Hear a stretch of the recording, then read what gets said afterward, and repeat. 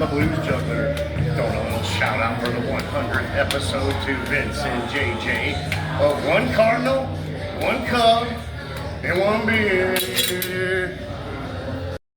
Vince, JJ, congratulations. 100 episodes. I've watched every one of them. Congratulations. Thank you. Hey, welcome to our 101st episode of One Cardinal, One Cub, and One Beer. Had a great time last week with our 100th episode.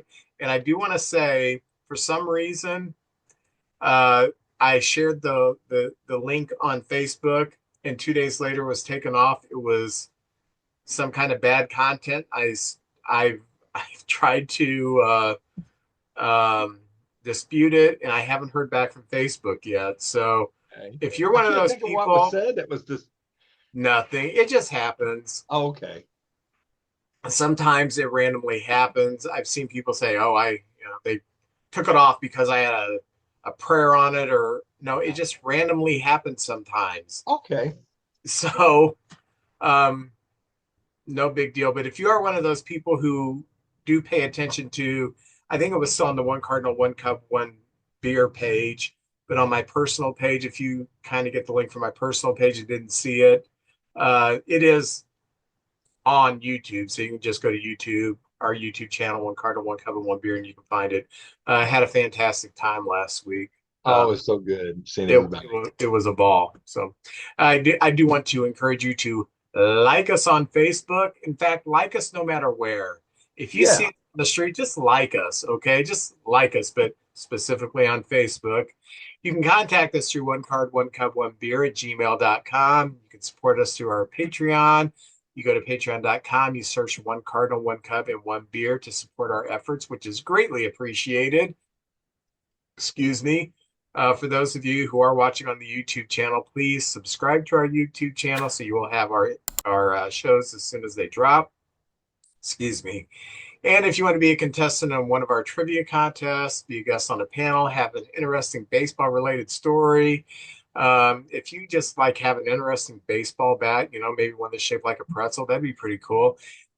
Any reason to be on the podcast, on the YouTube show, we'd love to have you on here because we like our friends. So, JJ, how are you doing? Vince, I'm doing great. I want to say something first. I think you did a great job with the 100th episode. You were like the ringleader, keeping the conversation moving smoothly. You did a great job. And I've had a lot of people tell me how well they like your, where you put the explosion at the beginning and all the applause in there. They love the special effects. And everybody involved that I talked to regular really had a good time. So thank you. And it's been a great 100 episodes, and I think we're going to have some bigger and better things here in the second 100 coming up.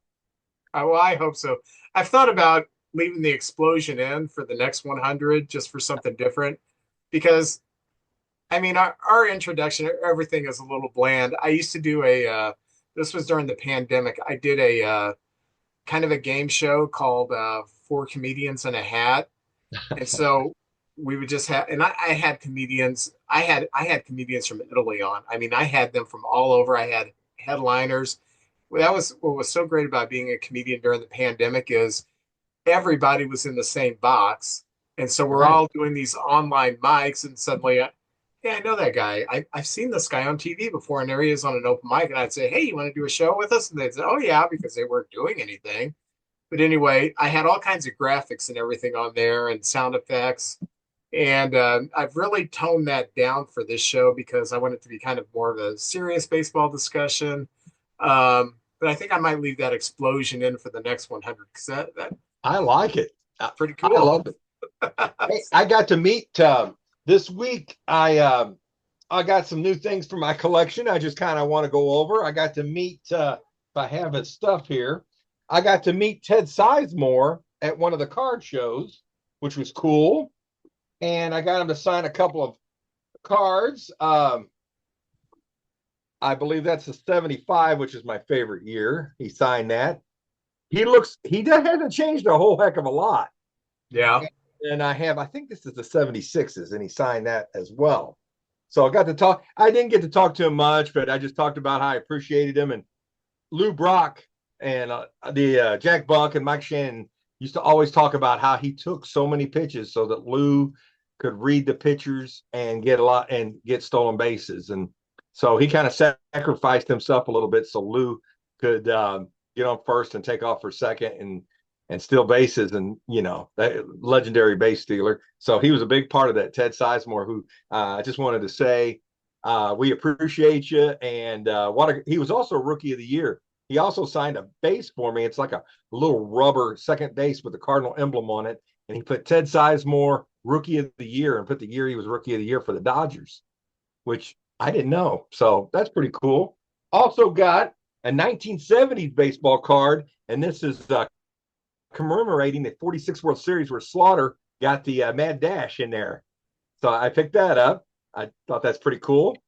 And Tony Pruno, a friend of the show, sent this over to me, and I just wanted to show it off. It's Enos Slaughter with the Yankees. And some commemorative stuff there for Enos, because Tony knows I'm such an Enos Slaughter fan. And just to bring up, October 12th, Saturday, over at a Boy's Dream Hobby Shop, David Freese is going to be over there. So I've been picking up stuff to get him to sign. And this is I thought this was like the perfect thing to get him to sign. Because there we are, the 2011 World Series. And actually that night, I'm sitting in this section right here underneath that Big Mac land. And I got to see that live. So that's kind of cool. And I was going to have him sign that. And then this was a giveaway at Busch Stadium. So I picked it up so he could sign that for me as he's running the bases with the big home run. So anyway, I'm getting ready. So when you guys know that something's coming up down at the hobby shop at Caledonia with either Freeze or Jose Canseco's coming and Ray Langford, you can pick things up early and get prepared for when they come in and get some stuff signed. So that was my week, pretty much my week of baseball, just kind of getting ready and meeting Ted Sizemore, which was very cool, and watching the Cardinals and the Cubs and all the rest of baseball. Very nice. Very nice. Now, we have 4 drawings to do this week. JJ, why don't you go ahead and introduce and do the first drawing? All right. We're going to do these throughout the show. Throughout the show, we have about 30 people that liked a Boys Hobby Shop. And when they did that, let me know. I put them into the thing. We have about 30 individuals, and we're going to start with the smallest item, which is a 1981 autographed Tommy Herr card, which is pretty cool. So since I'm the only one over here, I've got a hat here with all 30 names in it. I don't know if you can see that. And I'm just going to kind of shuffle them around here. And I will get this to the winners over the week. So here's our first winner for the Tommy Herr card. Let's see who gets this. It is Ray Hartman. Been on the show many times. Ray Hartman. So he'll be very happy to get that. We talk baseball all the time. So very cool. Our first giveaway of our 101st show, Ray Hartman and a Tommy Herr autograph card. There we go. JJ, I got to tell you about my weekend. Oh, I got to hear this. We went to the rooftop, and we had to make this a one-day trip, which is okay. I can do this. So I had to leave my house in Peevely, Missouri at 4:20. There's no marijuana reference there. That was the time I had to leave the house. So I pick up Max at 5. It's raining. And the day before I looked up rain in Chicago, it was 80% chance. So it's like, oh my gosh. So it rained from Peevely all the way there. We did stop in Springfield, Illinois, and we ate at an IHOP because I'm a big spender.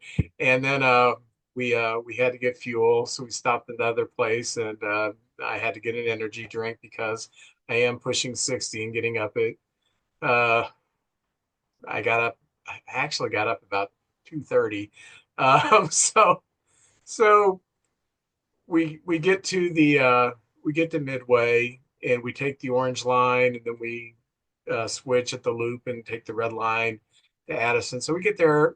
The rooftop opens. The game starts at 1:20. The rooftop opens at 12:20. We got there about 11:30, and it's raining. We both have to go to the bathroom so bad, and every place you go around Wrigley, no public restrooms. The Walgreens, no public restrooms. And we're like, oh my gosh. So we walked around in the rain. We looked at a few things, went to a few stores and just looked around.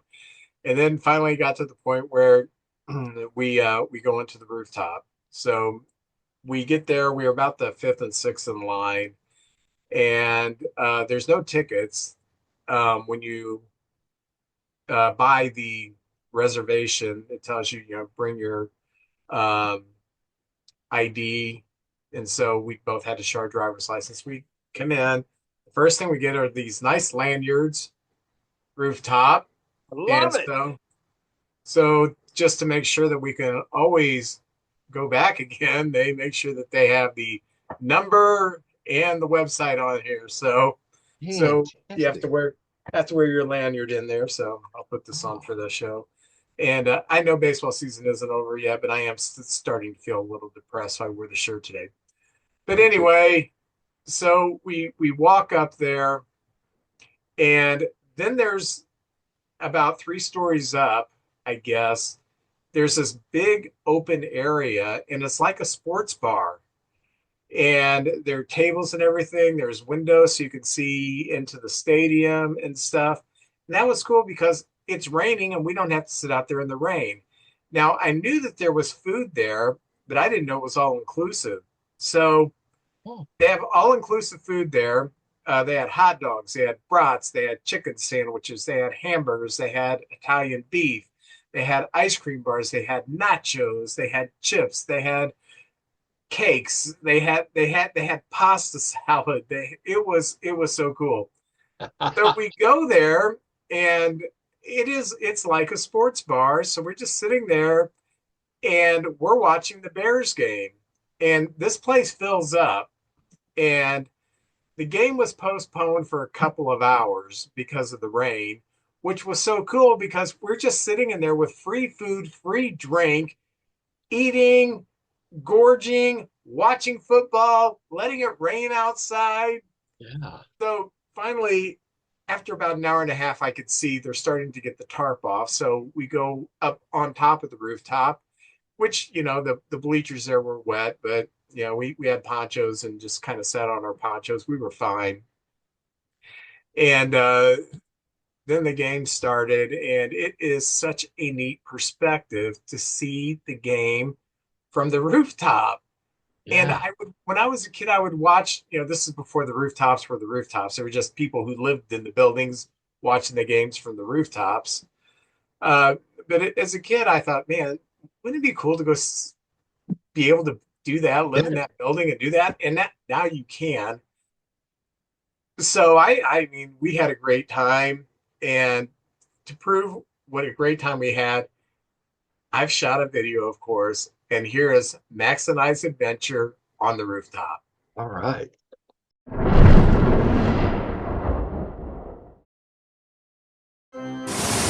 All right, me and Max walking in Chicago. It's raining. We're walking to the L. We're getting ready to see the Cubs play the Nationals from the rooftop. Excited? Yep. Let's do this.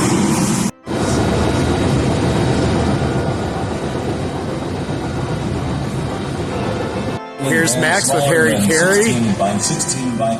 And I could call this Scary Carey because all those pictures look pretty weird there. But anyway, here we are.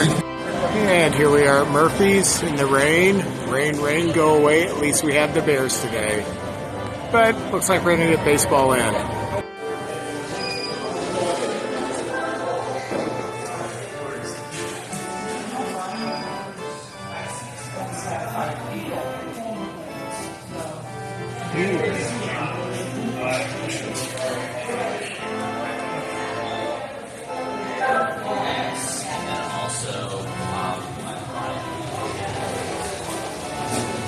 This is pretty awesome.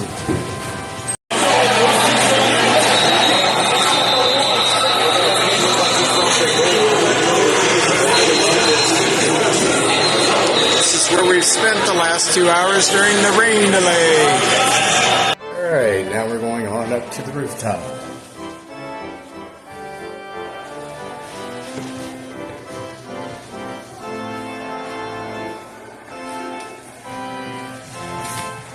Sure wish there was an elevator here. We didn't think of this when they didn't consider that old people would want to come here. Oh. Even more stubs.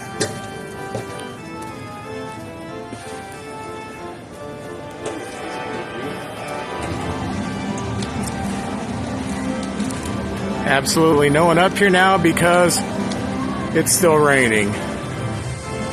Awesome view though. This is completely awesome.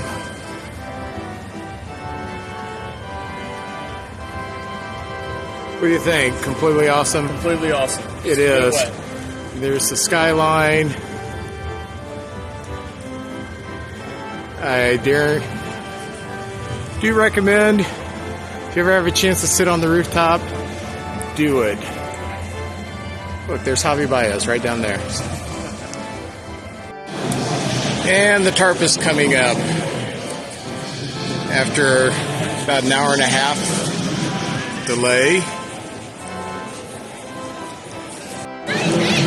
Seventh inning stretch, we were up 5-0. Bush is homered, Tachman's homered, Amaya's homered, and here's Ernie Banks.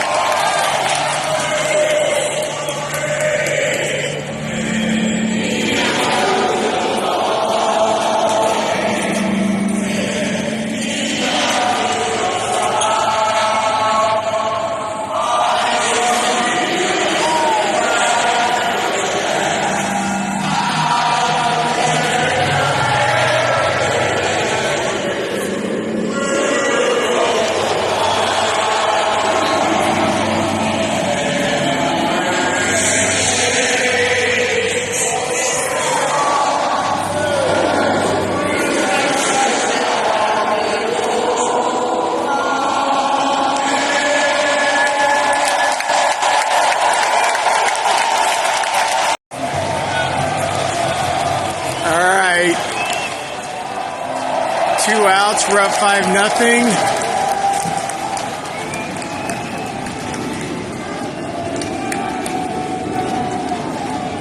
Strike one.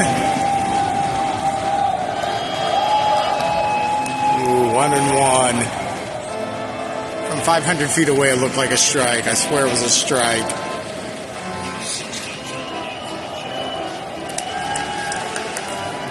One and one, and here's the pitch. Ground ball to Paredes. He scoops it, throws it to Bush. Fly the W! That's okay. Good game.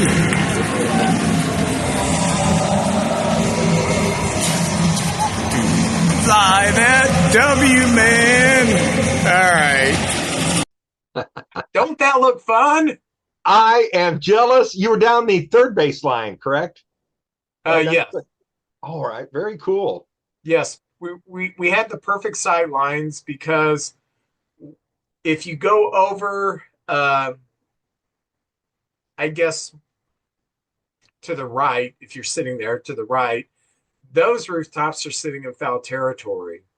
So I wanted to have good sidelines, and this one seemed to have the best that I looked at. So it was just really cool. The only thing is, when the ball would come to like a deep left field or left center, you couldn't see if it was a home run, if someone caught it or what, because it was just suddenly there's the ball.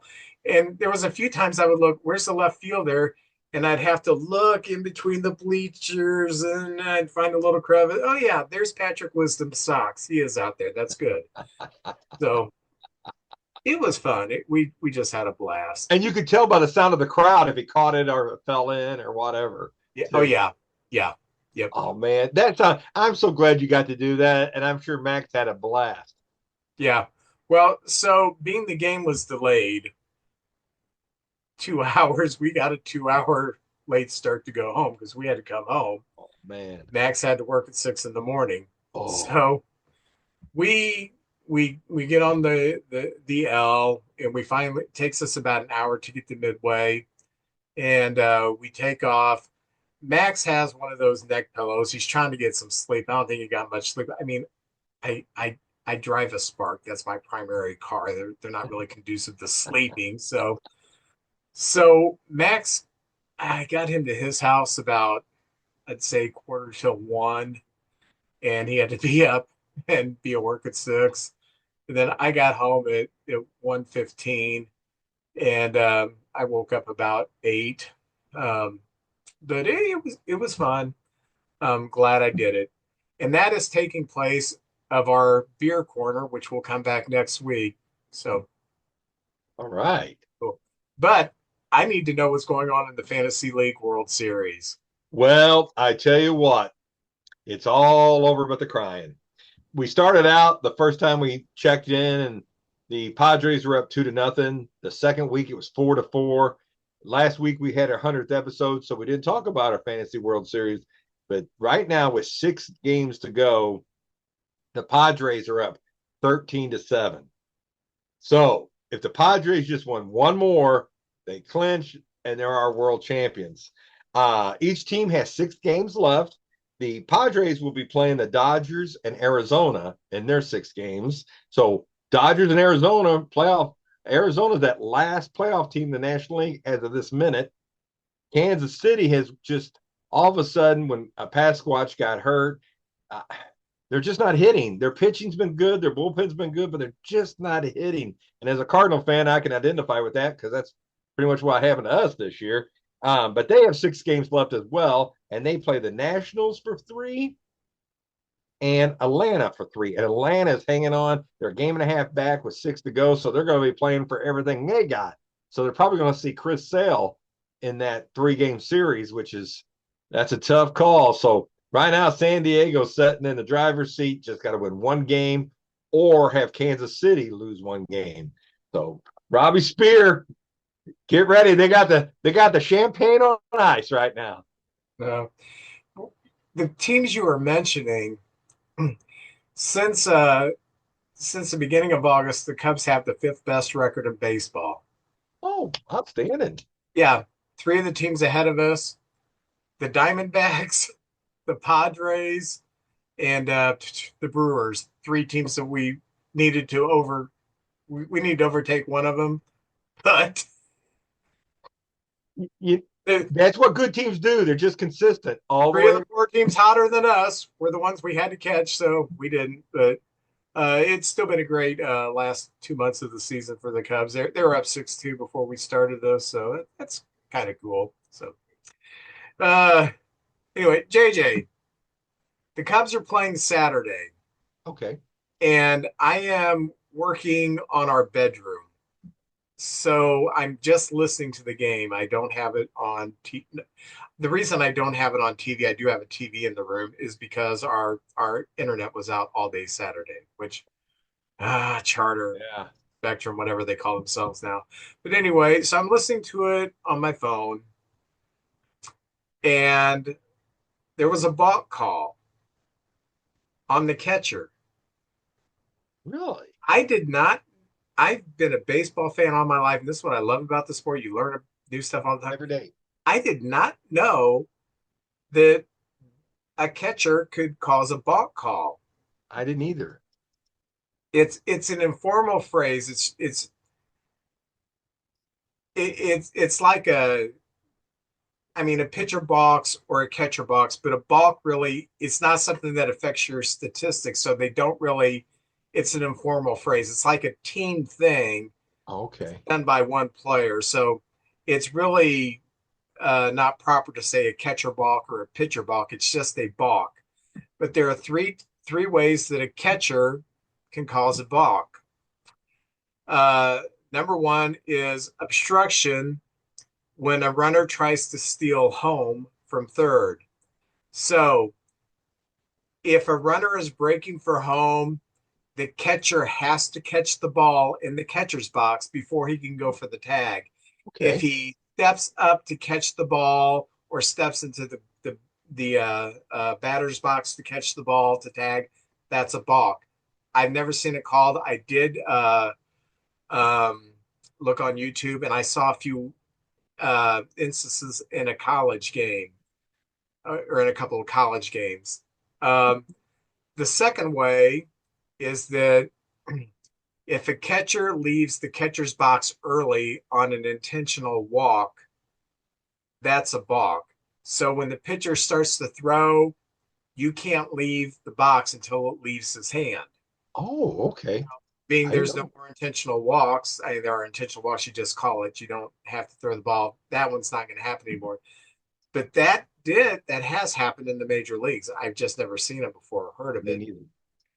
The third way it happened, and this is the way it happened with the Cub game, is if the ball like dribbles away from the catcher and the catcher takes off his mask and grabs the ball with his mask, you can't take anything off of your body to get to retrieve the ball. It has to be something attached to your body, namely your glove, you know. Right.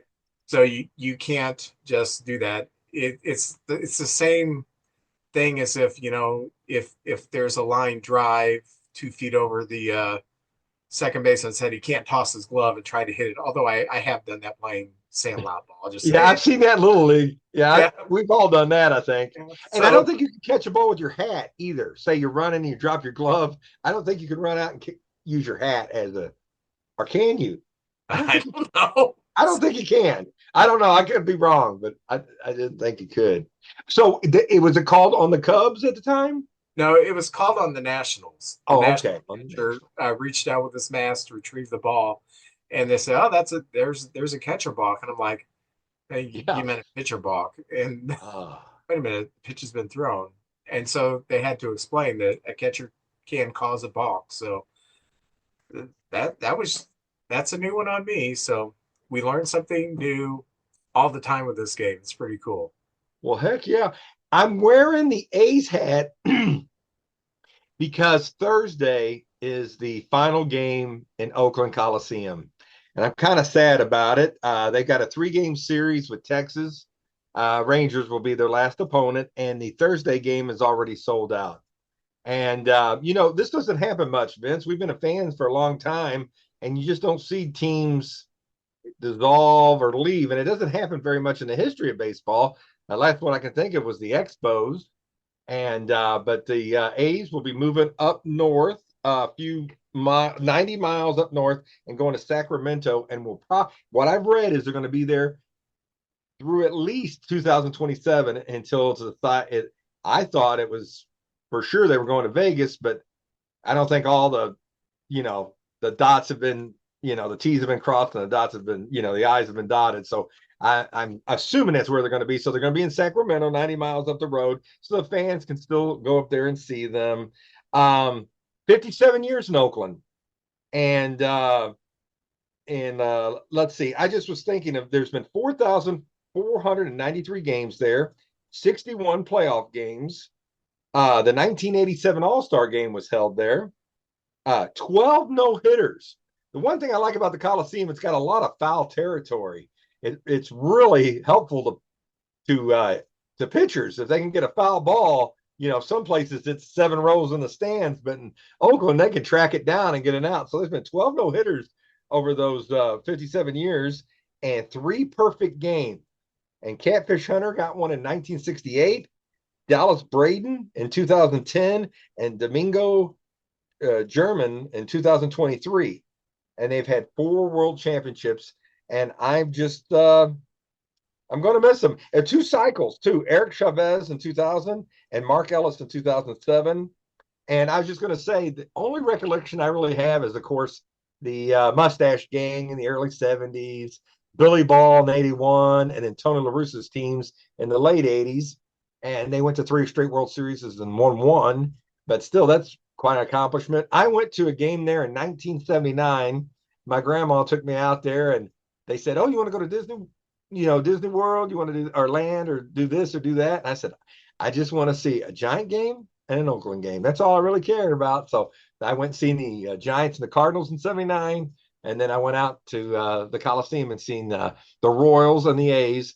And the Royals won 3-2. I remember Al Hrabowski was pitching, and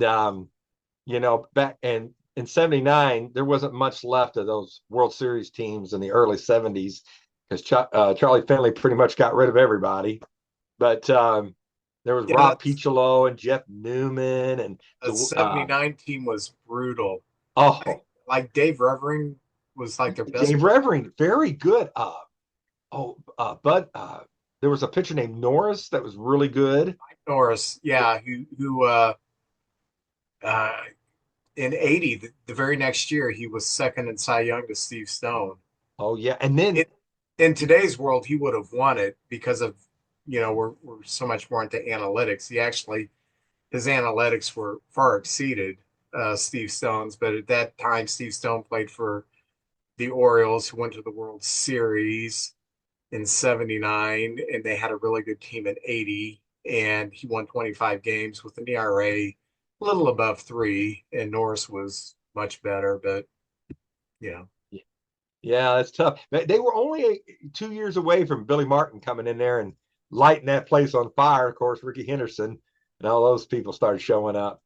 So anyway, I'm going to kind of miss them. And of course, if you look through the A's history, Philadelphia A's, Kansas City A's, Oakland A's, and eventually, hopefully, the Las Vegas A's. And I think that city would just really fall in love with them and give them a rejuvenation, and maybe they just don't have to play. I just want to see it where they can be competitive and don't have to trade away all their talent, because that's kind of what it's been through the last few years. And even when they had the one coach that's with the Giants now, he made him competitive, but it was tough going against the big boys and competing, but they had a pretty decent team. So anyway, that's my little love letter to the Oakland A's, and I'm wearing the hat to kind of say goodbye to them. And I hope they keep their team colors, because I love the green and yellow gold. In the second half of the season, they've been about a 500 team. They've not been bad. And they came to Chicago, and they're a competitive baseball team. Butler and Rooker at the top of the lineup are really good. They are really good. And they've got an excellent bullpen. Yes, that kid and the closers.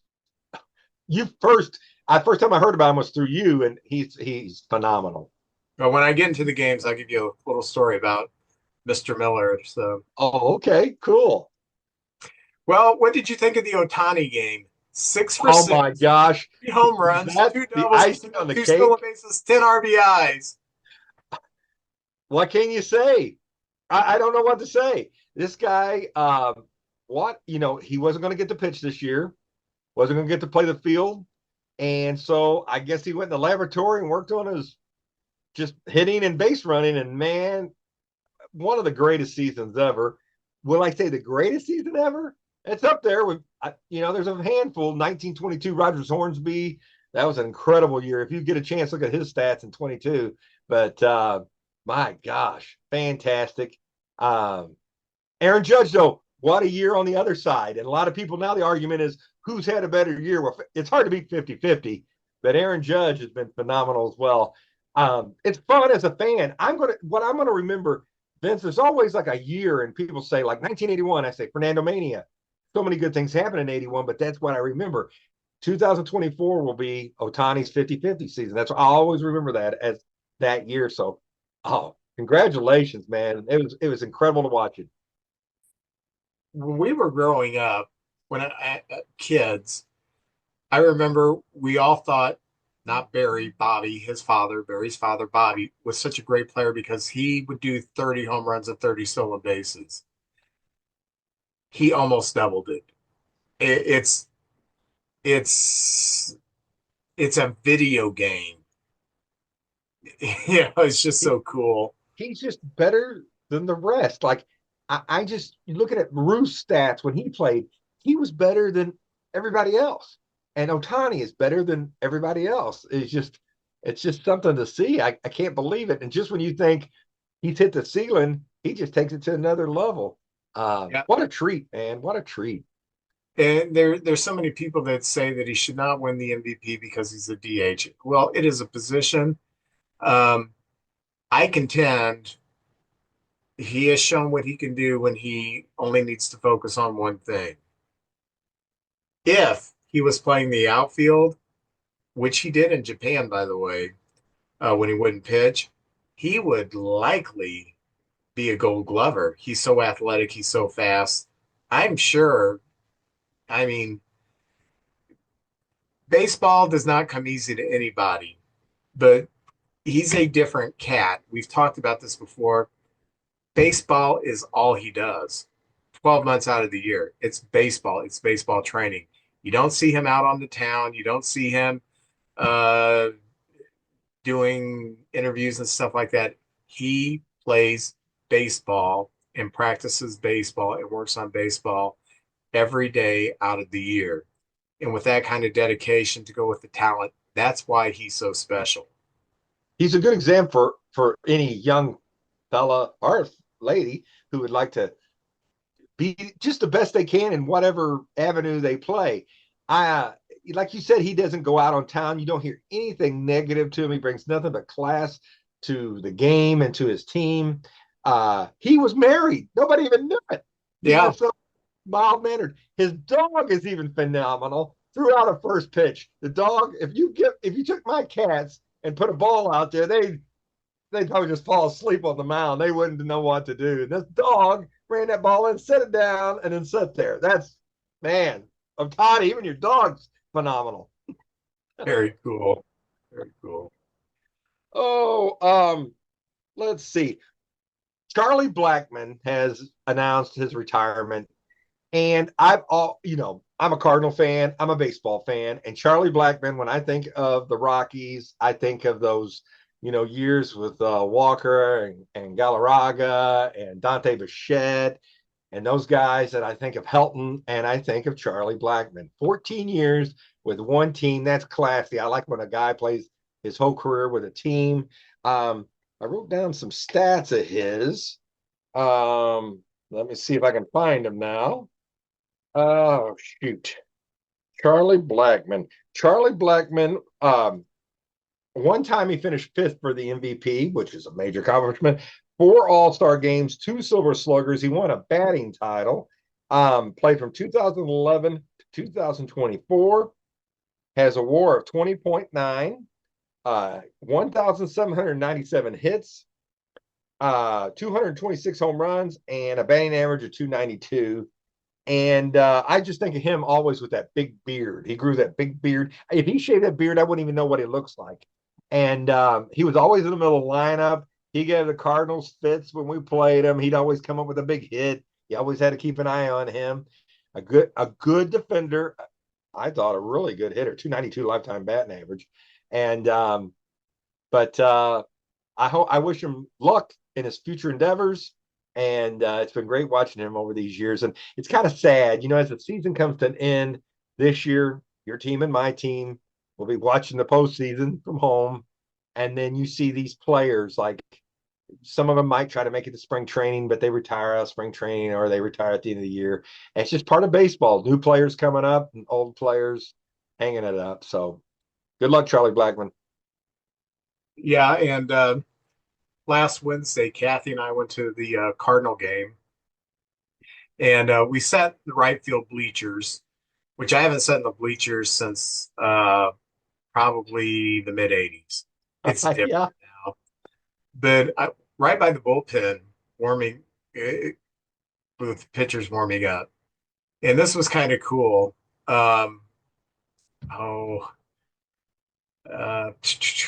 Who started? Was that the Sonny Gray game, maybe? Yeah, Sonny started. So he's in trouble, and so Levator gets up to warm up. And I mean, I could have spit on him. I wouldn't, but he Yeah. and boy, I am listening to that glove pop, and I'm thinking, man, he has got it tonight. He's gonna go out there and just mow them down. Gives up a 3-run home run and another extra base hit. I'm thinking this game never ceases to amaze me, because I'm sitting there thinking, wow, his stuff sounds good tonight. They're not going to hit him. And then he goes in there, gets the Pirates, and gets creamed. So, He's had a good year, and there was about a 6-week span where he might have been our best guy in the bullpen. They're about 6 weeks. But yeah, they got a hold of him that night. But just like the wonder of baseball, this young kid who never pitched out of the bullpen since probably high school comes in and looked phenomenal for the next 3 innings. So that's just baseball for you. But yeah, sit down there. Me and Dan Rutledge sat down there and watched the Cardinal. They have like a little tradition, and they, you could see him come in there, and of course all the kids, give me the ball, give me a ball. And so they probably have to kind of just avoid all the fans and just focus on the game. But that's a great seat in the ballpark. I got to sit there, and I was in Milwaukee in the bleachers too, right by their bullpen. It was pretty cool. Now, I'm not going to make any judgments. Well, thank you. McGreevy is warming up. Yeah. Before he's warming up, he's sitting in the bullpen. And there's this young lady in the stands, and she keeps screaming, Michael, Michael, over here, Michael, Michael, over here. I know you can hear me, Michael. I'm thinking, okay, I don't know if he met you on a dance floor, if he took you home, or if you was a little sister. I don't know what it is, but you is annoying. So then he gets up to warm up, and she's going crazy. I'm over here, Michael, Michael, Michael. Ah. Oh my God. And so he is ignoring her. And then so I'm thinking this is maybe someone he ran into. I don't know. But he's running out to the mound, and she's screaming, Michael, I'm here. I'm thinking, gosh, I hope he can block that out, because that's annoying. And then he went out there and pitched well. So I think he's 24 maybe, but Vince, I feel so old. He's so baby faced. It's like, where's this little kid at? Now, when he got in the game, he was pretty focused, and he had more like a fierce look. But after the game, he just looks like I don't know, he looked like a 17-year-old kid to me out there. So I guess I'm getting older and the players are getting younger, Vince. Yeah. What do you think about Minnesota and Kansas City deciding, hey, why don't we just let Detroit join our party and see who shakes out at the end? I love Kansas. We both love Kansas City. Minnesota, another team. I always pull for Minnesota. So, yeah, well, I pull for the little guys, Minnesota and Kansas City. But all of a sudden, the combination of the Tigers and AJ Hinch, they got rid of Flaherty at the trading deadline. And here they come a roaring. I think they're 28-11 over the last 39 games. And Vince, there's something about September baseball. It's just like there's so much pressure. You just can't, it's hard to relax. Except for the pitchers, Kansas City's a pretty young team. And they last past squads, I never thought their hitting was enough to pull them through, but their pitching and bullpen's been pretty good. And Minnesota, they've got their key players always are hurt. It's Royce Lewis and Brandon Buxton are always hurt. And I know there's a third superstar they got, but those guys are always hurt. And Tigers, nobody's feeling sorry for those other two teams. Here comes the Tigers, and they're as of right now, they're in it, I believe. Yeah, So, back in May when they sent Spencer Torkelson down, I thought, what are you doing? yeah. And he's batting about 215. Hadn't popped a whole lot of home runs, but I thought, well, you're just giving it up now. And since he's been back, he's been very good. And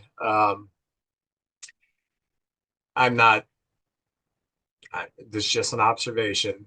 They started their winning streak, their hot streak, the day after Javi Baez was put on the bench. So I'm curious if they just don't eat that contract and DFA him. I don't know. Sometimes it just don't work, or sometimes a new scenery or something. I know Flaherty, he's playing. It was his contract year.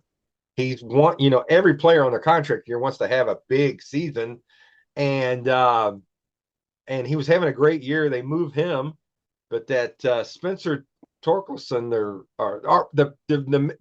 the ace, can't think of his name. Tarek Skubal. That's it. That's another name I can't say. Max predicted would win the Cy Young this year, and he's going to. Max, I got to give it up to you, man. That was a great call. Yeah. I didn't know this kid was this good, and he's been good from the beginning to pretty much the end now. And look out, this kid has had such a heck of a year. Flaherty's went over, and the Dodgers are desperate for pitching, and he's filled in there. But knowing Flaherty like I do, I hope he does good. I want nothing but good things, but seems like the bigger the game, sometimes he just has some issues. So we'll see. We'll see, but good for the Tigers. And Vince, we got 6 days. Any combination of these two teams, and you got Seattle technically not out of it yet. They're in there too. And Baltimore all of a sudden has had trouble. And you would think with all that talent, oh, that's a runaway right there. But they're young, and it's September, so they kind of hit a little rough spot too. Yeah. And can you believe next week when we're on, we'll be day 2 of the playoffs? No, I can't, Vince. Where did the year go? I don't know. I'm already suffering. I know. I feel the same way. I go through a little depression when the baseball season's over. No matter if unless the Cardinals win the World Series, which don't happen all the time. But when the season's over, the Cardinals are out of it. It's a little part of me dies with them, and then I enjoy the playoffs. And then when the season's over, it's another hurdle for me to get through. But also, I know you heard this. David Bell, 6 years with the old Reds. He was a player. I know he played for the Cardinals, played for quite a few teams. He was a coach with the Cubs and a coach with the Cardinals, and then he got that Reds job. And to be honest with you, he has been 409 wins, 456 losses. And Vince, they went to the playoffs in 2020 when they expanded the playoffs because of the pandemic, and it was a shorter season, and lost in the wild card round to the Atlanta Braves. But I thought he did for what the players he's got, because a lot of times they take players and just trade them out. Winker and Suarez from that one year, I thought they were going to be a big part of the team, and they ended up trading them. I thought they were building, and I thought they'd give them at least one more year, but maybe they didn't like, I don't know, the team wasn't as motivated as the owner thought they should be. And but the owner took a lot of heat for getting rid of a lot of his key players. So I feel sorry for David Bell. I hope he gets another job somewhere, because I think he did a pretty decent job. Well, I don't know what happened. Something better have happened for them to decide we're going to fire him with 6 games left, because that looks terrible. Yeah, that looks like if you just said, "Oh, I can't wait for the rest of the season because I'm going to fire him after the season. I'm just going to get rid of him now." Yeah, that looks terrible. It looks like David Bell probably did something to get fired with a week left in the season, a rules infraction or something. But the Reds aren't known to be the most astute when it comes to PR stuff. So I don't know. They're making Marge Schott look like she knew what she was doing right now. I don't like the optics of it. They should have waited for the season to be over, because are you going to interview David Bell? What's the first question you're going to ask him? Why did they fire you with 6 games left?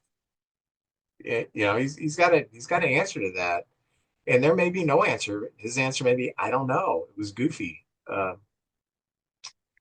Speaking of goofy things and teams in our division who are destined to be in the basement where they belong, the Pirates have ticked me off. Oh. They DFA'd Rowdy Tellez today. Did they? He's had a pretty good year, hasn't he? Oh, wait. There's a reason they did it. Oh. He's got in his contract, if he gets 425 at bats, he gets a $200,000 bonus. They DFA'd him at 421 at bats. So one more game, he would have had it, and they DFA'd him. That is cheap ass crap going on. That's low class. And there's a reason players want to get the heck out of Pittsburgh. And it's not just because, they're not going to pay me whenever, my service time there is over. It's a terribly run organization. With the talent that they had in the mid-teens, pitching staff of Garrett Cole, Jamison Tyone, Tyler Glasnow, McCutcheon was in his prime. they had a great team, and once talent carried them to the playoffs, once those players got to the point where their control was over with, they didn't extend. They all left, and Pittsburgh got bad again. And if you're going to be that cheap with someone, I know $200,000 is a lot of money to us, and it's probably pretty good money to Ratty Telez. You got to go to work for 30 straight days, and your boss says, "Hey, here's $200." Oh, wow, that's cool. I mean, it's probably the same thing that Ratty Telez. Oh yeah, $200,000 is cool. But this just screams we are a cheaply run organization. The owner Nutton, yeah, you can afford $200,000. You can't afford that and reward him for being with you for the whole season. But to get to right to that door and to pull the rug out from underneath someone is a crappy move. So I am mad at the Pirates. Well, I don't know how they're going to get loyal. Look at that. He's talking, everybody. You brought that on yourselves, Pirates. I don't know how they're going to get loyalty from these players when they see that, when their teammates, they just kind of jerked over. So, I actually was really worried about the Reds and the Pirates in the upcoming years. Yeah. We're teams, we're in the middle, and maybe we'll take that next step, but they got some talent on those teams. I mean, we do too, but they got some players you're like, man, I'm kind of concerned about this guy, and this guy, and these pitchers. But man, that's sad. I hate that part of the baseball game. It looks like you sign a contract, let him play through it, and pay the guy, for God's sakes. Pay the mange. Yeah. Good Lord. So, you got anything else left in opening chat you want to talk about? No, but I do have another drawing, if that's okay. Yeah. Let's do it. Drawing number 2. Drawing number 2. And we're moving up the ladder. This is a Larry Walker bobblehead. And let me show you what it looks like. It's a little disrespectful to the Rockies, I think. But it's it's Larry Walker taking off his Rocky thing and showing that now he's a St. Louis Cardinal. And then he's got the bat. There he is, Larry Walker, with the sunglasses and the Fu Manchu. And it says Larry Walker right there. So that's pretty cool. It's got his old, 33 with the Rockies and 33 with the Cardinals. Very cool. So I will get the hat with all the names in it. We got Ray Hartman with a ball. So Ray, or the card, you can't win the bobblehead too. So we'll see. We got 4 prizes today, and here's a name, and I will open it. Larry Wildy, who was in our fantasy league.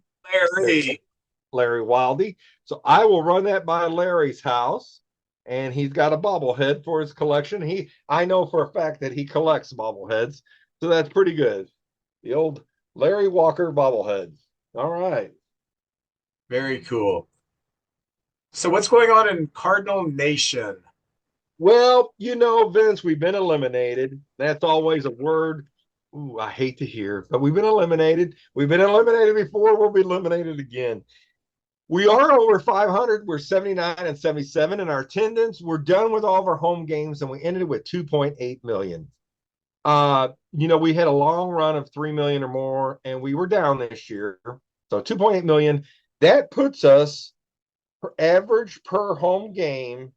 1, 2, 3, 4, 5, 6, 7, 7th in baseball with an average attendance of 35,872. You know what? That's not bad. You're 7 out of 30. I'll take that. And we've had a couple of years down. I think some fans were like, hey, you know what? They don't seem to be putting the max 100% in, so we're not going to the game. And I started noticing, I think that game we went to the Mets, I was like, man, there doesn't seem to be as many fans here for this game. But they still drew 2.8. Now, if this continues to happen, will it go down? I don't know. 2.8's not terrible, but the Dodgers, of course, lead all of baseball with attendance, and then the Yankees and the Phillies and San Diego, and they all seem to have one thing in common. They're really good teams, and they're kicking butt and taking names this year. The Cubs have had better attendance for their games than the Cardinals this year, and when I went to the Cub game, it was a Saturday afternoon, and the place was packed. and the fans are fantastic. And they're averaging 35,970 a game this year. So good for the Cubs, good for the Cardinals. And the only teams ahead of both of our teams, which we were 7-6, was the Dodgers, the Yankees, the Phillies, the Padres, and Atlanta. So there you go. The Cardinals this week, we took 3 out of 4 against the Pirates. I know we taped the 100th episode on a Tuesday. And well, Monday we played the Pirates and beat them. And then we took 2 out of, so we beat them 3 out of 4. And we beat, for some reason, the very best hard throwing pitchers we are pretty good against. The history of the Cardinals, we're always good against the Kershaws and so, those kind of guys. And Paul Skeens, we've had to face him twice this year, and he's only got 3 losses, and 2 of them were to the Cardinals. Dumb luck, I think a little of that was, but we did beat Paul. That's something we can hang our hat on. Hey, we beat Skeens twice. So I'll remember that. I'll remember for the 50-50 Shohei Ohtani and the Cardinals beat Paul Skeens twice. Then we played the Indians, and Vince, I just want to say their team, if you wrote their roster down and our roster down, I'm not intimidated, but they play such a good brand of baseball. They're fundamentally superior to us. They put the ball in play. That's one of my big bugaboos. The Cardinals there for a while were just striking out 7 to 10 times a game. It's just killing us. But these guys with 2 strikes play smart baseball. They put the ball in play. Sometimes you have to hurry. They got speed. You bobble the ball. They beat it out. But we took them 2 out of 3 against them. But every game was competitive, and it was good baseball. So I was really proud of the Cardinals. Lance Lynn, I believe they put him on the IR. His family was there to see him pitch Wednesday when we went 3-1. He went 6 innings and gave up 1 earned run. And I kind of have a feeling that's it for Lance. And I really appreciated him. 2,000 strikeouts in his career. I think he's 6th, 7th all time in strikeouts in a Cardinal uniform. And I appreciated him, and I was glad he came back. And I got a feeling that's kind of going to be it for Lance. And I appreciate him so much. Helsley got his 45th save, and Helsley's been one of the best players on the team this year, and love that guy to death. And Walker got his 4th home run. And really what the Cardinals have done, probably a week before we were eliminated, we just went with our young guys. I mean, we're playing Arenado and Goldie, but Goldie's doing a lot of DHing. And both of them are hitting much better now. But these young guys, Sajasi, Donovan's like the oldest one of the young guys, which I consider him a very young player. But he's one of the older ones, and it's just fun seeing Pages and Herrera behind the plate. And Burleson, who I'm so glad he's a Cardinal. He's taking those big steps. He's been a big part of the team this year. Luca Baker. Let's see. Wynn got his 150th hit. And in the last 50 years, there's only 3 Cardinal rookies with 150 hits. One is Albert Pujols, probably a Hall of Famer. He ain't there yet, but he'll be a Hall of Famer. Vince Coleman was the other one, and he's a Cardinal Hall of Famer. And now Mason Wynn, and as long as he stays healthy, he's got a lot of hopefully great baseball ahead of him, and I'm looking forward to watching him play in upcoming years. We beat, let's see what it was, Thursday. We beat him 10-5. I believe that was the game you were at. McCravey got a win.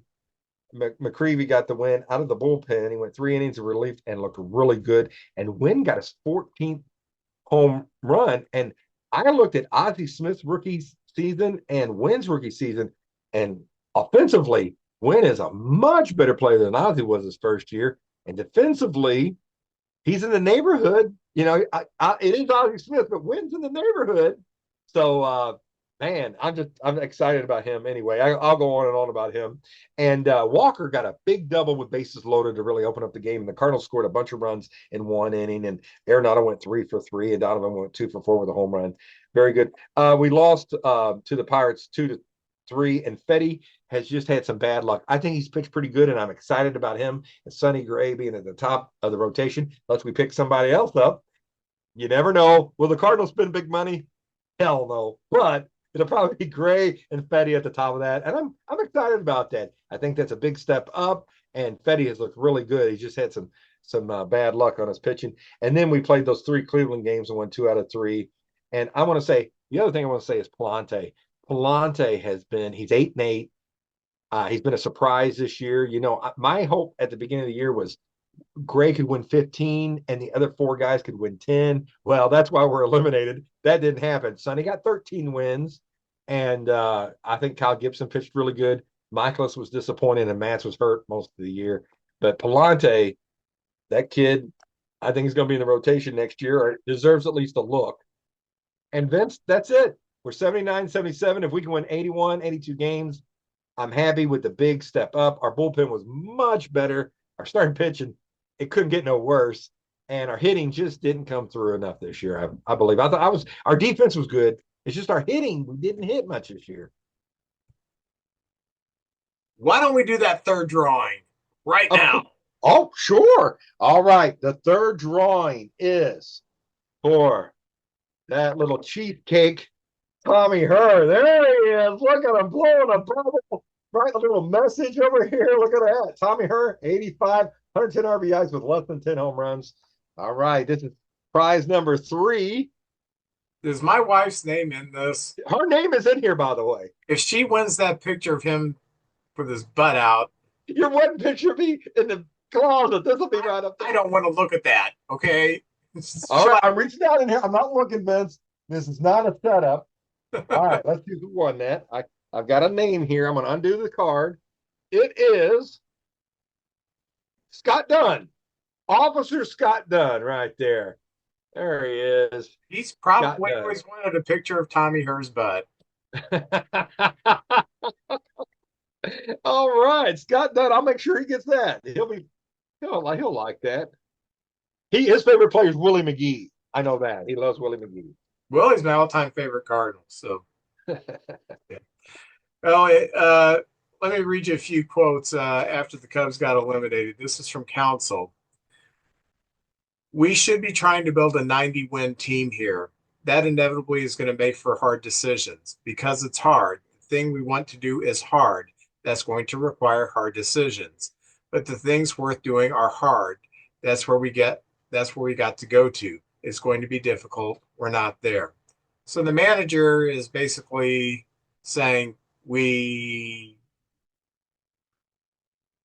it was nice to try to see if we could sneak in with 84, 85 wins. We can't do this. We got to build a team that is a 90-win team perennially, annually, every year.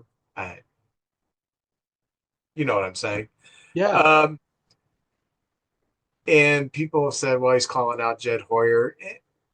I don't know if he's so much calling out Jed Hoyer or is to say we've got our work cut out for us and we're not there yet. I don't know.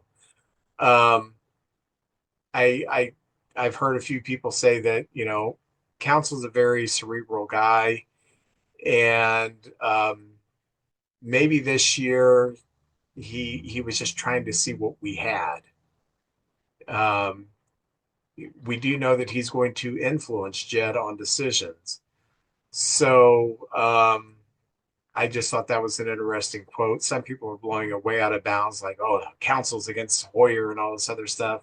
I'm going to get into Hoyer. My evaluation of him as a player personnel VP, whatever he is, after the season's over, after the playoffs are over. But I just thought these quotes were interesting. Jameson Taillon said, I played against those Cubs teams back in the day, and it felt like you were going, and it felt like when you're in the National League Central, we were kind of the little guys coming in here, and they were playing bully ball against us. A little bit like star power. It was scary to come to Wrigley Field and play. You didn't want to catch them on a day when they were swinging the bats. It's when they were swinging it hot. So Taillon, that reading between the lines, or people aren't scared to come to Wrigley and play us. We don't have that kind of a team. We have a nice team, but we don't have a team that people are thinking, oh my gosh, I'm scared to play the Cubs. Swanson said, we clearly for 2 years haven't done good enough. I'm sure there's probably a lot of different avenues that need to be pursued or looked at just to figure out what's going on, to be our mixture, to set out, not just try to get in. What can we do to frickin' dominate. Frickin' is a nasty word in the Swanson household, by the way. So there's no reason why we shouldn't be able to accomplish that here. And I agree with that. The Cubs are a big market team, play like a big market team. I've been saying this for most of the year. What we lack is a monster in the lineup. We've got nice players. We've got good players. We don't have a player that you think, oh my God, that guy's coming up again. Stan Musial's coming up again. Juan Soto's coming up again. We don't have that. They need to go out and get a monster this year. And if they go cheap, because they are losing a lot of money off the books, and I'll get into that a few episodes down the road. If they go cheap and they just try to do like another Cody Bellinger reclamation project to see what we can get or whatever, that's not going to fly. We're the Chicago Cubs with this huge revenue stream. We should go out and tell Juan Soto, what do you want? 500 million, 10 years? Okay, we'll give you 600 million. Get your butt over here. That's what we need to do, because until we get a monster in the lineup, we are going to have trouble reaching that 90 win place. Our team leader in home runs has 26. Ian Happ is a good player. He's batting 6th or 7th in a Dodger or Braves or Phillies team, probably.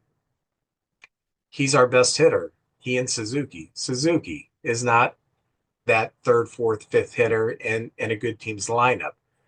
We need someone to come in and be that guy. And hopefully, being the players have seen, has kind of been vocal about this, something will get done about it. We were 3-4 this week. Last Tuesday night, we lost to Oakland 4-3, and Horner did have 3 hits, Bellinger a couple hits, Happ had 2 hits, and Happ hit 2 home runs. The second home run he hit in the 9th inning off Mason Miller. It was a 103.4 mile an hour fastball, the fastest pitch to be hit for a home run in the StatCast era. Wow. And he was hitting left-handed at the time. He just happened to get the head of the bat out, and the ball went in the basket. It's not like it was almost like any other pitcher. That's just a normal fly out, but the ball was going so hard, and he dropped the head on it. It went to the basket. So that's kind of cool. Wick's 5 innings, 4 runs, did not pitch that well. Then the next night on Wednesday, we lost to Oakland 5-3 again. Swanson a couple of hits. Horner had a couple of hits. Steele, coming off the DL, pitched 2 2/3 innings of shutout baseball. But Smiley and Pearson got hit really hard. So then Thursday, Washington comes to town. We win the first game 7-6. Suzuki hits a home run. Swanson and Happ have 3 hits apiece. Suzuki and Bellinger have 2 hits. Assad pitched 5 innings, gave up 3 runs. Roberts got the win pitching in relief, and Porter Hodge came in, pitched an inning, got a 6th save. Very good. Then the next night on Friday, we beat Washington 3-1. Swanson hit a 16th home run. Talkman had a 2-run single late in the game to break the tie, and we won 3-1. Tyone pitched 6 shutout innings to get the win. He's 11-8. Porter Hodge came in and got save number 7. ERA stands at 1.98. The guy is legit. Then Saturday's that game we played Washington, where we had the catcher balk. We lost 5-1. Talkman did hit a solo home run. Hendricks got shelled because that's what Hendricks does. Just needs to retire. Sorry. And then the game me and Max went to on Sunday, we won 5-0. Imanaga, 7 shutout innings. We had home runs from Talkman, from Bush, and from Amaya. So that was pretty cool. And then last night we lost to the Phillies 6-2. Freitas did have a couple of hits. Pearson was the opener. He only pitched 1 inning. And then we brought in Killian, who's had fought injuries this year, but has been at AAA pitching. And we brought him in for 5 2/3 innings. He gave up 8 hits, 6 runs, 5 of them earned. But it's the time of the year you want to look at somebody. His fastball was about 3 to 4 miles an hour slower than what it was in spring training. So he's not quite back there yet. But hey, it's the end of the year. We're watching some guys play and just having a little bit of fun. So that was the weekend Cub news. So you can pull me out of this 4 and 3 week funk by doing another drawing. All right, this is the big one. I think that, of course, this is from our friends at a Boys Dream Hobby Shop, but it's the Tommy Herr autographed baseball. It's the official MLB ball. So right there, this will go out to one of our viewers. And I've got the hat here with all the names in it. And the 3 that's won are out of it, so they cannot win this. And I'm reaching down. All right, I got one. All right, here we go. The winner of the Tommy Herr baseball is, like he needs it, Tony Bruno. In that colossal basement of his, he's got a Tommy Herr ball now. Last year, for the first game of the World Series, me and you went to his house. We need to invite ourselves over for the first game. All right, I'll get a hold of him. As a matter of fact, he's the great thing about this, Vince, is, besides all the big money that we get, is I get people bring me stuff, and I've got 2 Enos Slaughter cards over there I'm supposed to go by and pick up, and I've got to deliver the Tommy Herr ball to him, and I'll talk to him. And knowing Tony, unless he's got a family thing, get your butts over here. So we'll probably be watching game 1 of the World Series right over there. And we need to bring Brody and Max. Sounds great, man. That'll be great. So we also need to bring Jeremy Connor. Oh, you know what? Anywhere I go, I'll take Jeremy Connor. There we go. Comes a time in every man's life when he needs some advice on relationships.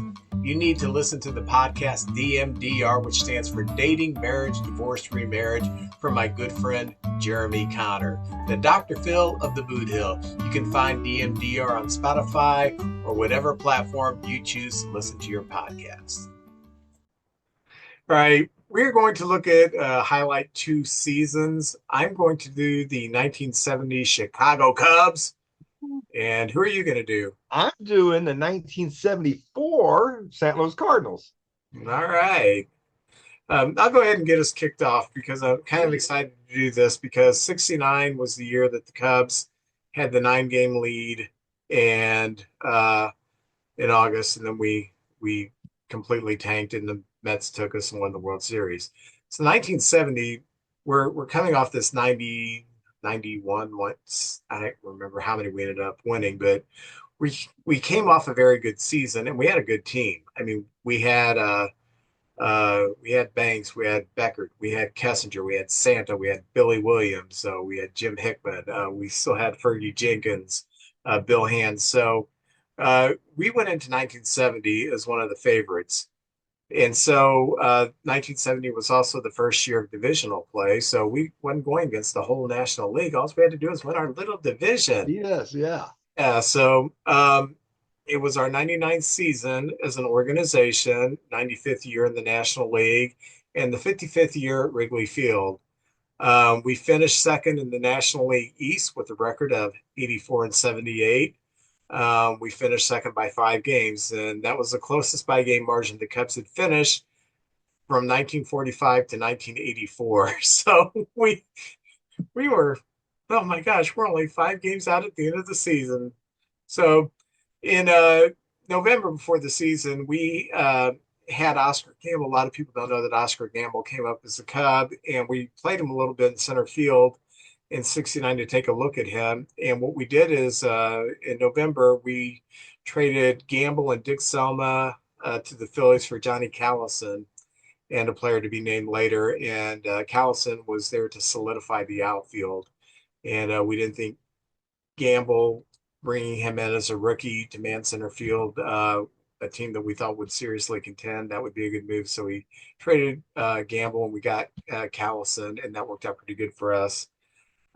We got off to a great start in April. We were 12-3 by April 27th, and we finished the month of April. We were 2.5 games up. And like, yeah, this may be our year because we are pretty good.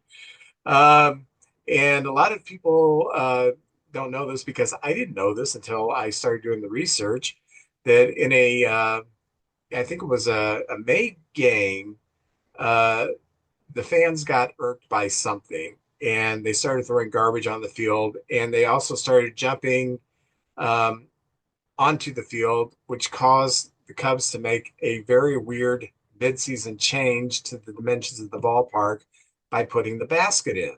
So I Oh, told you I knew it was put in to stop garbage from going on the field, but that was actually done in season. I thought maybe it was something that was done in the winter. 40s or whatever, Yeah. But no, it was fairly, um, not fairly recent now. It's been 50 years ago, but 54 years ago, but it wasn't within my lifetime. So they put the basket up then, and they also the concrete walls were used to be flat in the Yeah. outfield, and they did the Oh, uh, triangle thing mid-season to stop fans from getting on top of the wall to try to jump over the basket. So, and apparently that works. So we don't have a problem with garbage and people jumping onto the field. So we're in June and we're doing pretty good. And then we have a 12-game losing streak, which we lost 5 straight to the Mets in Wrigley Field that June. oh, So that knocked us out of first place. And Leo DeRocher was our manager, and he would give interviews to the press before and after games like managers did. But he was also doing a radio show on one of the stations, and then he would talk about stuff he wouldn't talk about with the reporters, and that got to be controversial. The reporters were saying, "Wait a minute, you're withholding information about the team that we're asking you about, and you're saving it for your own show for your own ratings." The roaster type move. So that is. he landed himself into a little bit of hot water, hit a little bit of an ego. So in June, when we were starting to fade, having some issues, we acquired starting pitcher Milt Pappas to be our fourth starter. Milt Pappas, a very good pitcher for the Cubs. He was acquired. He had a reputation of being a problem player with other clubs, but he's pretty good with the Cubs. So going into July, we were third place, 3.5 games out, and we were plodding along, staying in the race. And then at the end of July, we did our biggest move of the year. We acquired Joe Pepitone, the former Yankee first baseman who at this time is playing for the Astros. So we acquired Pepitone, and he immediately became a fan favorite. In August, we had a 3-team race developing in the division between the Cubs, the Mets, and the Pirates. Um, Went out to the West Coast, and we had one of our best series. We ended with 3 victories against the Padres. We ended the month of August in second place. We were only 1 game out uh, behind the Pirates.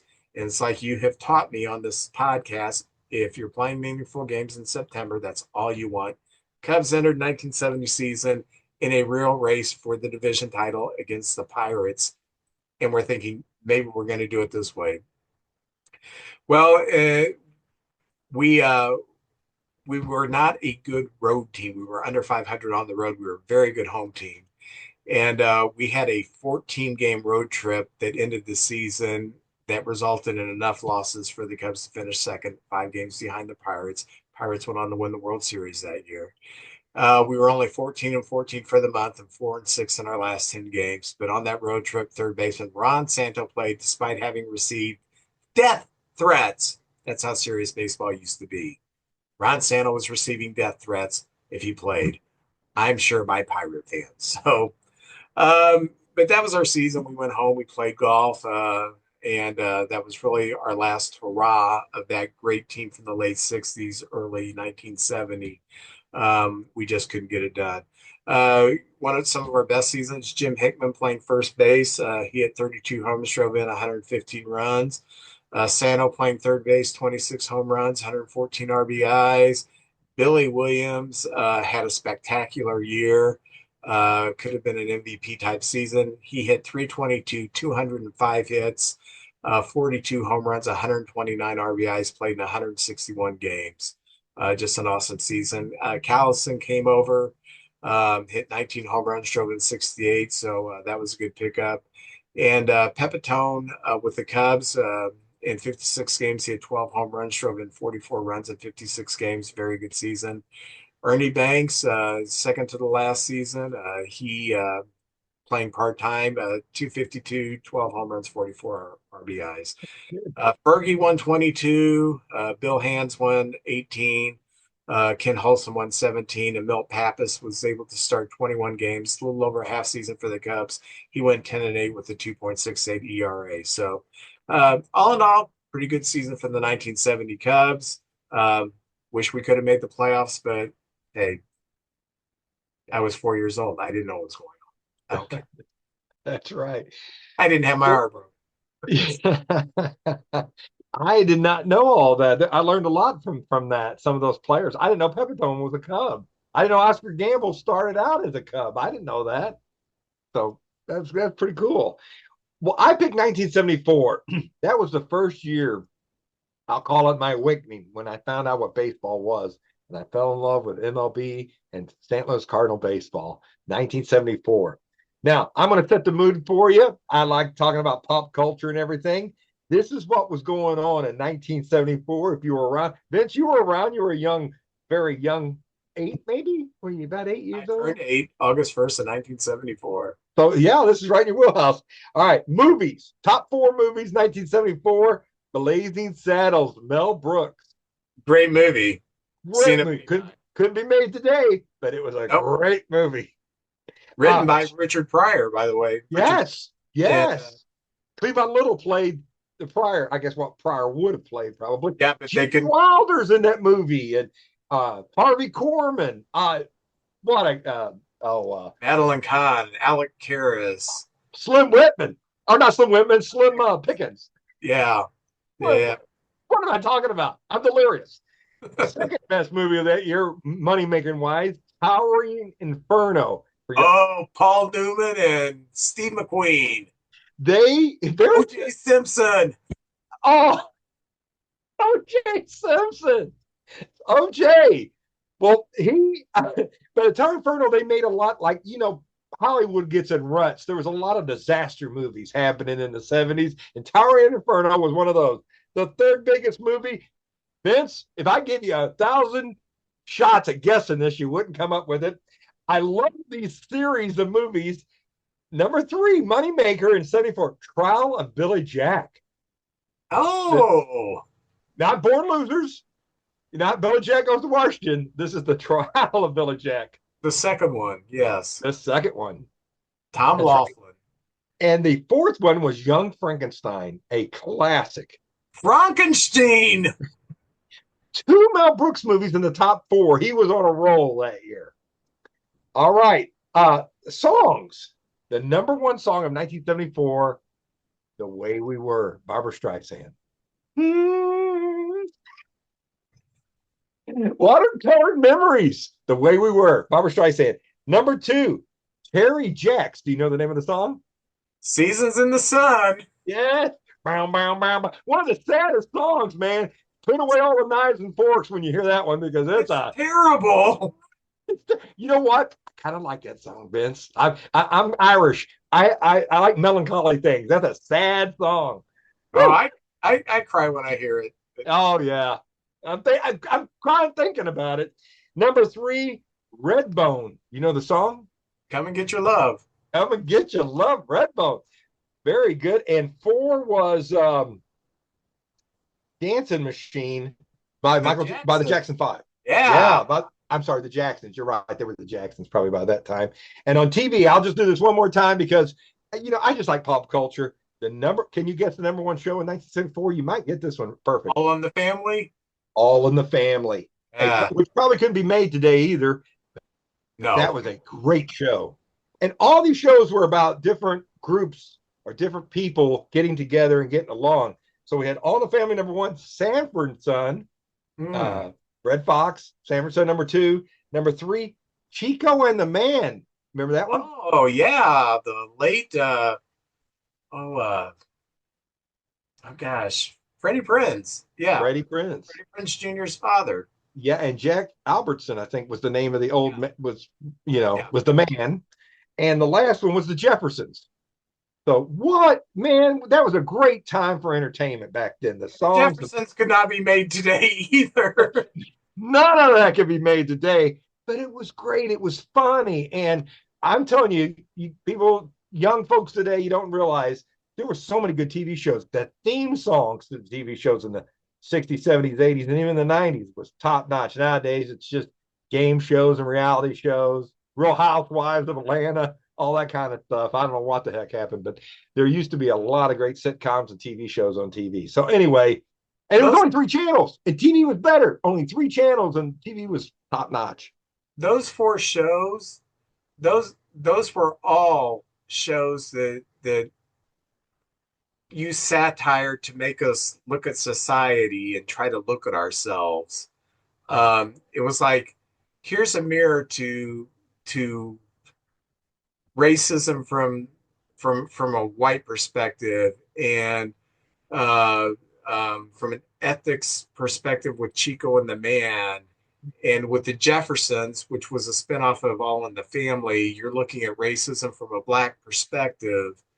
Um, just you know, just different than today. It's just different. But in the end, everybody got along or made the best of it. Maud, uh, B. Arthur was fantastic, and her and Archie, their arguments, you know, Archie would make arguments, and sometimes he was right, but usually he was the fool and was the butt of the joke. But it was so good and well done, and TV was so good back then. I miss those days. Those were the best days, I think. But anyway, that's 1974 for you. I just kind of wanted to wrap up, show you what was going on. And it was the first year I knew about baseball. Now, the Cardinals that year finished 86 and 75. And in the 70s, we're really kind of the end of we had back-to-back World Series years, 67, 68, and then we weren't really going to be a playoff caliber team until 1981. We had some bright spots in there, but mainly we had some very great players that played in the 70s. But I always look, we were the Eastern Division, and it was always the Phillies and the Pirates. They were the top two teams, and it seemed like the Mets, the Expos, the Cubs, and us were always fighting for third place. Maybe we could get second, but those teams were so good. It was just so hard to knock them off, and they dominated that decade. But in 1974, this was our main starting lineup and our bench players. Catcher, Ted Simmons, Hall of Famer. Simba was my favorite player as a kid. At first base, we had Joe Torre, who in 71 was the MVP, and a young Keith Hernandez was a rookie, and he came up, and later he became an MVP. So first base was in good hands. Second base, we had Ted Sizemore, who I met this weekend. Classy guy, held it down, solid defender, really was fundamentally sound, hitting, put the ball in play. I'll take Ted Sizemore on my team any day. Shortstop, Mike Tyson. So nobody gave the Cardinals trouble because we had Mike Tyson. Well, it's not that Mike Tyson. We had a different Mike Tyson. Played second some, but played shortstop as well. In 74, he was our shortstop. A little guy with a Fu Manchu, kind of a tough guy, but I remember him well. And third base, we had the Zamboni machine, Kenny Reitz, who was not much of a hitter, no power, but very good fielder.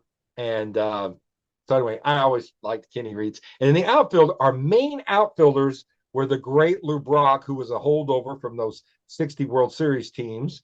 Bake McBride, a young rookie that year, Shakin' Bake McBride, the Callaway kid. And I forgot this was a year he played, but Reggie Smith, I knew he played in the 70s for the Cardinals, but in 74, he was our big power hitter. And then our starting rotation was John Curtis. I remember this like it was yesterday, Vince. I'm a kid, and I'm in love with baseball. And these guys' names just still are so prominent because baseball just seemed magical back then. Like, who are these guys? Where'd they come from? How did they end up here? Why are they on my team? So John Curtis, John Denny, a young pitcher who had a very nice career. Bob Forsch, one of the probably top 10 Cardinal pitchers.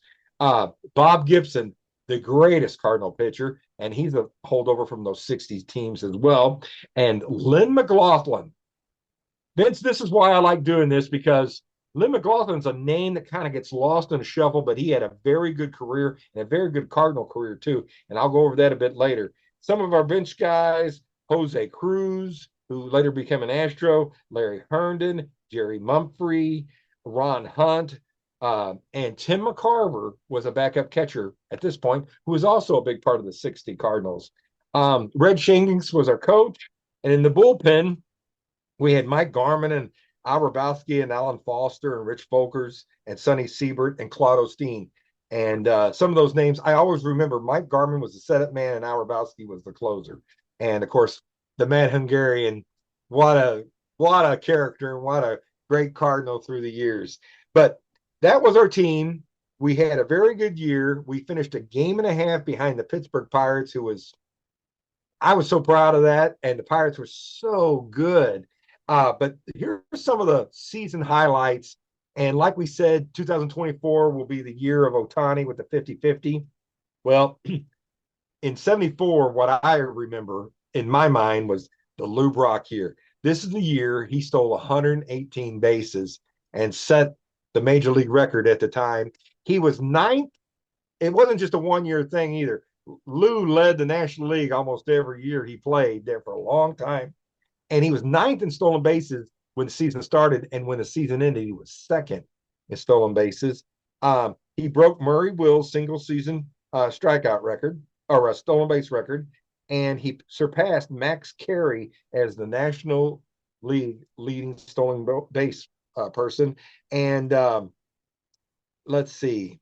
So anyway, that was it right there. 118 stolen bases. Fantastic year for Lou Brock. And I'll just remember that year. Bob Gibson strikes out his 3,000th career strikeout. And at the time, we got quite a few 3,000 strikeout guys, a few anyway. But at the time, Bob was only the second guy to strike out 3,000 guys. And I remember it was Cesar Geronimo from the Reds was the 3,000 strikeout. So I believe it was, Walter Johnson and then Bob Gibson, I think, at 74. So he joined that elite club right there. And that's pretty much a ticket to the Hall of Fame right there when you get your 3,000 strikeouts. And I have to say, 3,000 strikeouts back then, you say, well, there's only two guys that did it. But back then, players didn't strike out as much as they do today. They got launch angles and there's more power. And of course, I'm not saying the pitchers aren't great today, but back then they just put the ball in play, or man, you didn't see many strikeouts. Hardly anybody got 100 strikeouts in the season. So anyway, Bob got 3,000. The Cardinals drew 1.8 million, and it was the third most in their franchise history at the time. So, I said this year the Cardinals got 2.8. We're talking about it being disappointing. Well, back then, 1.8. It was the third most in the team's history. And let's see. And this game I remember. There was a game, Vince, the Cardinals and the Mets played a 25-inning game. And I remember I had to go to school the next day. I fell asleep about the 8th inning and woke up about 2 in the morning to get some water. And the game was on. And I thought, it must be a rebroadcast of the game. No, I looked down. It was the 17th inning. This game was still going on at 2 in the morning. And if not for Bake McBride running through a stop sign and scoring, that game still would probably be going on today. So 25 innings. I think it was only like 3-2. I don't have the score, but it wasn't much runs that game. So how about that? And that year, Bake McBride won the Rookie of the Year. The Cardinals don't have a whole lot of Rookies of the Year. In 74, McBride was our Rookie of the Year. So I just remember that. I was like, I guess we're going to do this every year. No, it didn't happen very often. 74, Bake McBride. And the all-stars for the Cardinals that year were Ted Simmons, Lou Brock, Reggie Smith, Lynn McLaughlin, and Red Shingings was one of the coaches on the staff. Well, like I said, we finished second that year. The Pirates go to the playoffs, and they play the Dodgers in the 70s. It's just like today. The Dodgers always had pitching, and they were always good.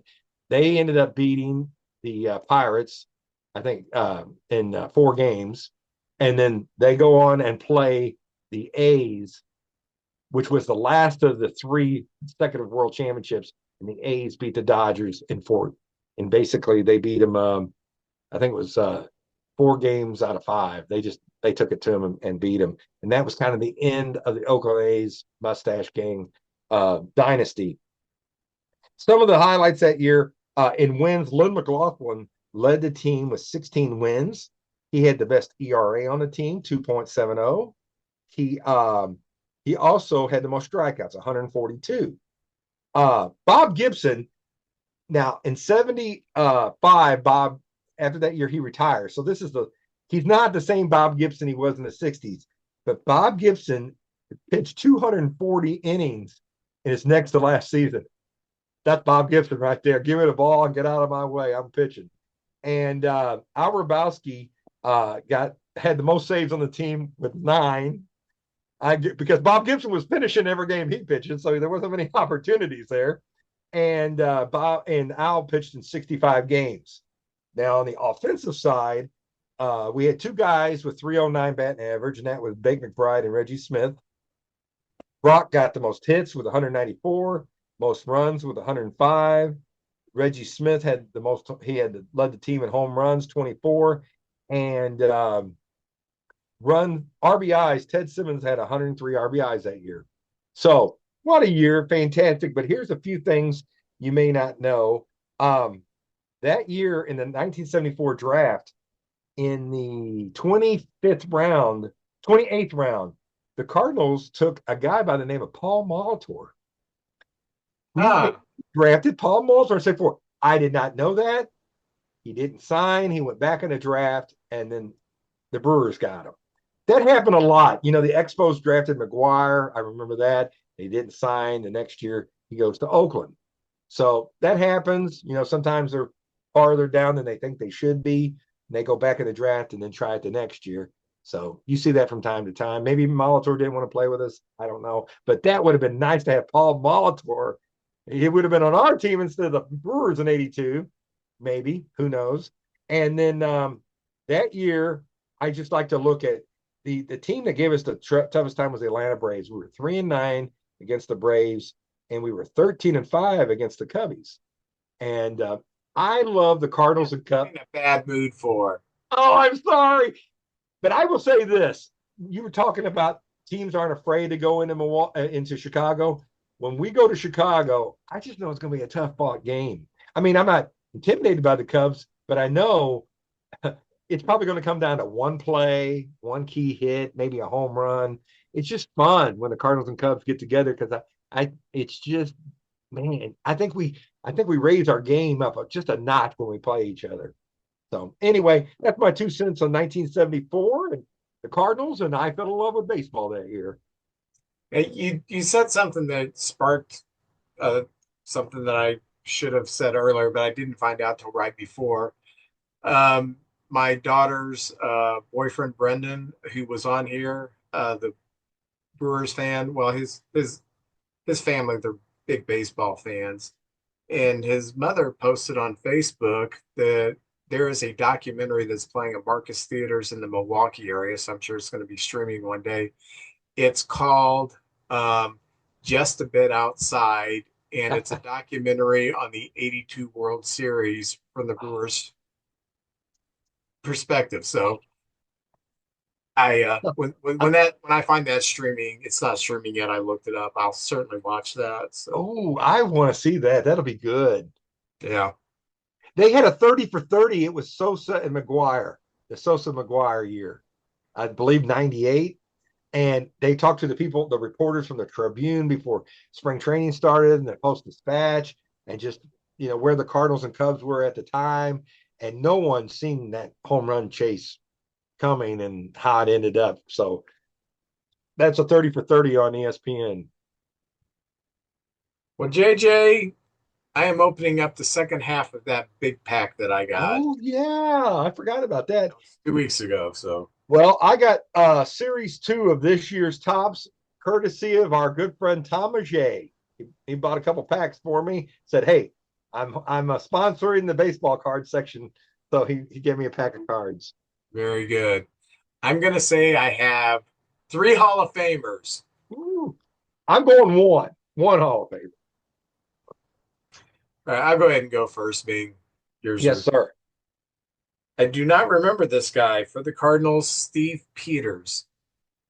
Just the name. I don't remember anything about him. Geez. He pitched in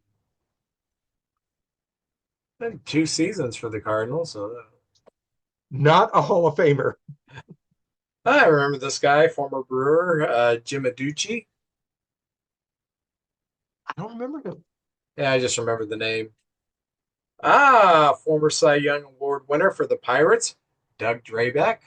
Oh yeah, Drabeck was great. Manager for the Indians at the time, now the Guardians, Doc Edwards. You remember the Doc Edwards I remember years? the name. That's it. Yeah, well, he obviously wasn't good, got malpractice or whatever. I don't know. Oh, we've talked about this guy before. Good second baseman, played on some great Oakland teams, some Detroit teams. I don't know if he played anywhere else. Tony Phillips. Oh yeah, was he? Yeah, he. I think he played with Detroit. Did you mention Detroit? Detroit, Oakland. Yeah, that's all I remember.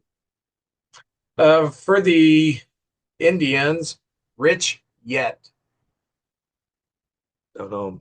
Don't know him. Former Tiger third baseman, Tom Brookins, had a decent He was on career. that '84 championship team. Yes, he was. Very good player. Um, Former Royal, I don't remember this guy, pitcher Israel Sanchez. So pitched for the Royals in '88, uh, 35 innings. And I was living in Kansas City watching Royals games. And Cardinal, former, I think he pitched for the Pirates too, Larry McWilliams. Yes. Yeah. Atlanta Brave. My favorite Cardinal of all time, Willie. Oh, Willie. I love Willie. Such a joy. For the Giants, Jose Uribe. Oh, yeah. Yeah. Uh, don't remember this guy, Tigers, Jim Whalewander. No. Sounds like a lost aquatic mammal, Whalewander. Um, I remember this guy. Guess he's still with the organization. I know his daughter's on the radio, Ken Daly. His daughter's on the radio, huh? Sarah, she's been on the radio for a long time. Okay. Well, she was. I don't listen to the radio much anymore, but she's on the KFNS show. Former Oriole, former Cardinal, former Cub, former Yankee, former everything, Mike Morgan. Yes. I saw him pitch in Texas. Bounced around. The last Cardinal, no Hall of Famers, but a very good player, Tony Armas. Oh, yeah. Oakland A. Oh. He was at Oakland. He led the league in home runs one year, I believe. Yeah, the strike shortened year, he led the league in home runs, and then he led the league in home runs again in '86. 43 dingers, 123 RBIs. Yeah, great season there. So No Hall of Famers. I guarantee there'll be somebody in here we've mentioned or something. Here, and then remember, this is 2024 Series 2. And the first one I have is Arizona Diamondback Dre Jameson. Honest Vince, I don't know him. Don't know who that cat is. But Arizona's fighting they're the third wildcard team right now. If everything ended right now. Oh, man, this one hurts to see this guy. Very good player. Zach Gallen, who's having another good year for the Rattlesnakes out there in Arizona. Adam Ottavino, and here he is with the Mets. I just remember him saying at the height of his career that if he had to face Babe Ruth, he'd strike him out every single time. Come on, Adam Ottavino. Let's calm down. Let's see who else we got here. Oh, third baseman, Atlanta Braves, Austin Riley. Very good player. Very good. That Austin Riley guy right there. That whole Brave team's good. They're just injured. Sean Manaea, and he's with the Giants right there. Yeah. He was a Oakland A as well. Let's see here. We have a Kansas City Royal pitcher, Chris Bubick. Yeah, Bubick. Yeah, there he is. Man, look at that leg. I don't know what that is going on over there. Uh, Washington National, Mackenzie Gore. They got him in that Soto deal. Yeah. He was one of the pieces that came over. How about that? We got Sean Gene. I don't know how you say his first name. Gene Segura, the infielder for the Marlins, who had a big postseason, came through. I remember him as a Milwaukee Brewer player. Yeah. Another man. This whole pack is Arizona Diamondbacks first baseman Christian Walker. There he is. Good picture. Got the ball in flight and everything right there. Oh, memories. Memories, the way we were. First baseman, Yankees, Anthony Rizzo. There he is. Taking that ball over the short right field fence. Riz. When I think of him crowding the plate. That guy crowds the plate. This is Future Stars Austin Riley. We had an Austin Riley card a while ago. Well, there's his Future Stars card. And the final one, we got another Future Star too, which is Christopher Morel. Now, is he still on the Cubs? No, we traded him to the Rays for Paredes. So that's right. How's he doing over there? Have you heard anything about terrible? Oh, he's doing terrible. Okay. Yeah. And finally, a special card here, the one and only Aaron Judge out there, the center fielder for the Yankees, power hitter extraordinaire, Aaron Judge. Very good. That's it for my pack. Well, episode 101 is officially in the books. The book. Maybe we won't get banned on YouTube or whatever this time. Yeah, Facebook. Yeah, maybe we won't get flagged for that. So who knows? But anyway, well, JJ, next week we're going to be in the playoffs. It's like, well, our teams aren't going to be, but in general, we'll be in the playoffs. That'd be kind of cool. So yes, we'll be ready with our picks that we have to have done before Monday. Otherwise, we'd be kind of cheating. So Sunday night, I'll be making my picks, and we'll expose our picks for the playoffs on Tuesday. That'll be fun. That'll be fun. That'll be great, man. All right. Well, JJ, you have a good week, and we will talk next week. All right. Talk to you next week. Take care, everybody.